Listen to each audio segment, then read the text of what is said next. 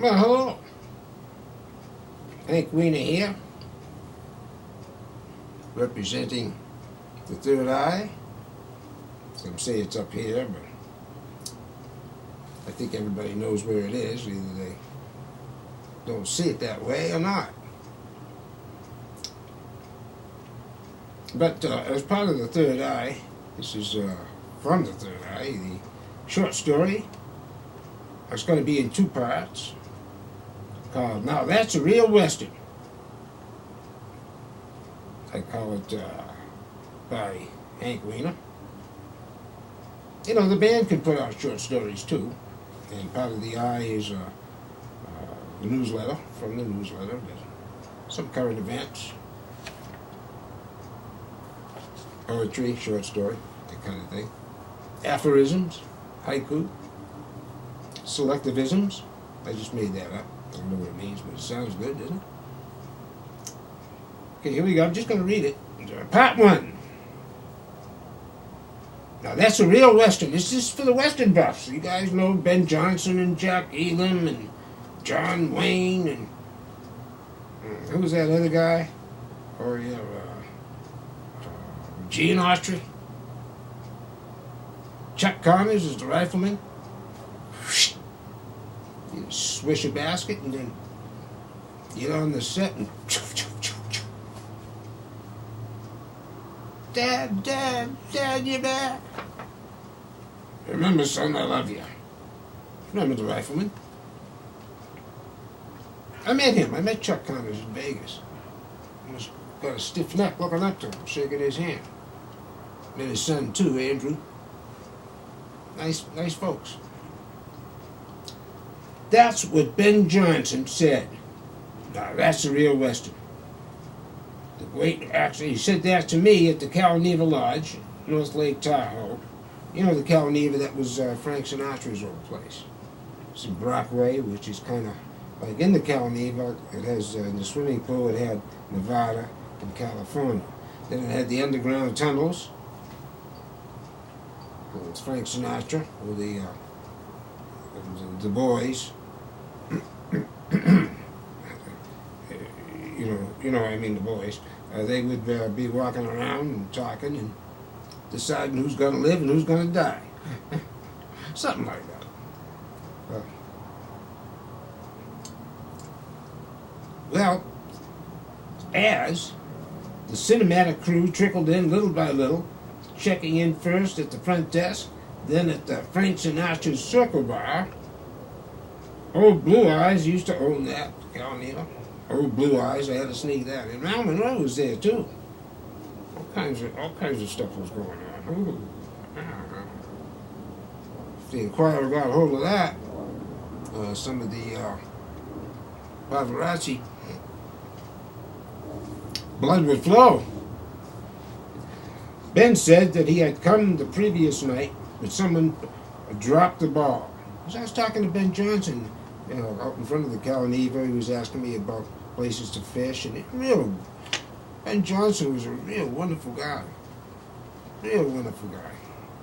And I just couldn't imagine a more down-home, real person than Ben Jonson. You just got that feeling, irrespective of the fact that he was, you know, a famous actor. You put that aside, you're talking to a person, and he was really struck me as real. He had to sleep in his truck. I said, "What, Ben? You had to sleep in your truck?" His horses in the trailer, and as he said, he always brings them to the set. So when he has a Western set, this was called Remaking a Bonanza, was mentioned, he'd bring his own horses. Well, he was a real cowboy before he was discovered. Who was it that discovered him? I just slipped my mind. Hired him to move horses, and all of a sudden he's doing it in front of cameras. Well, they messed up at the front desk, the reservations. I mean, they can make a mistake too. Well, there was a compensation, we were sure it covers you.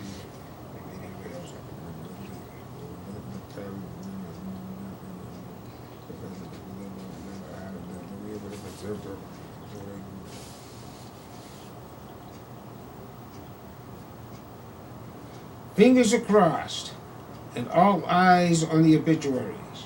I can't help thinking what the great philosopher Nietzsche once said, whoever is dissatisfied with himself is continually ready for revenge, and we others would be his victims. I'm reading the story, but I'm not including everything because I want to keep it poignant.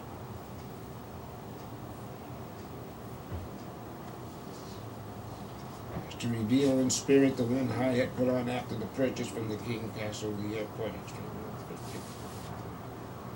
So, you know, jumping over to the Hyatt, they were going to put on the. This was at the time, or pretty close to the time, or maybe not even the time, when they were doing the remaking of the Bonanza. But over at the Hyatt, they had the millionaires, $1 million convention for the millionaires, the bigwigs. I expect this is an interlude from the Western. Jumps around. It's kind of like in a collage effect. See if you can, you know, instead of wearing cleats for shoes, put on your roller skates and move forward fast as you can. Throw up your hands and go whee! In terms of whatever may happen. I expect the coming bash to rival in spirit the one the Hyatt put on after the purchase from King's Castle.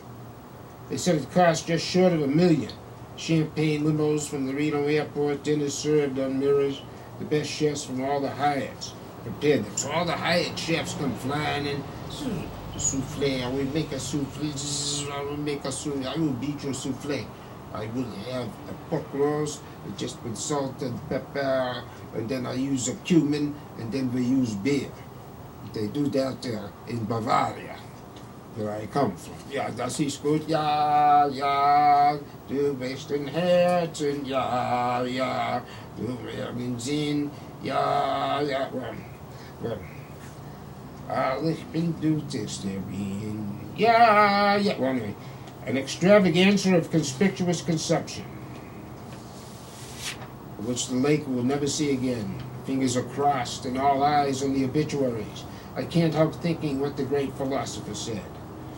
Okay, now I got that right there. That's now that's part one. Now what we have is 2 dimensions. We have the Hyatt party of the millionaires. That's what Tahoe was. Tahoe was like back in the early 90s and before, and down there with, you know, Zephyr Cove with all the rich people there, and I mean, you know, Tahoe. And then you have, you know, and then you have the remake of Bonanza, where, you know, at that time I was working on the bar, and I'm rubbing the bar down, and I look up, and there's Ben Johnson at 4 in the morning. Goodness. Okay, that's part one. If you want to hear more about by the way, I used to write a column for the Tahoe Weekly. It was called The Village Owl, and this is kind of an extension of that. Also, other publications here in Nevada. One of them called The Tidal Wave out of Carson. It's just an expansion and extrapolation and kind of thing. Okay, now. Don't you change that station. I hate when they do that. Tell me what to do. Just like I'm going down there, I go in the market, and the nice lady behind the counter, she says, now you have a good day, sir. And I look at her like this, and don't you tell me what to do.